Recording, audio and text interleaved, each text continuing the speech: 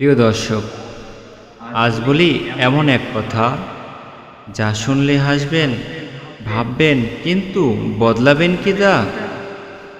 দুর্নীতি আজ এমন এক ভাই যে জন্ম নেয় অফিসে, বাঁচে ফাইলে, আর ঘুমায় জনতার প্রাণে।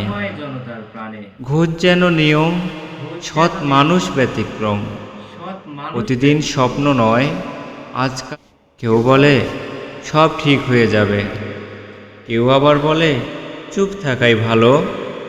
কিন্তু আমরা কি মুখ তুলে বলতে পারি এই দেশে অন্যায়ের পাশে নেই কোনো আলো? তাই আসুন, ছন্দ নয় চেতনার তালে, আজ দুর্নীতির মুখোশ খুলে বলি সত্যের কথা সাহসের জালে।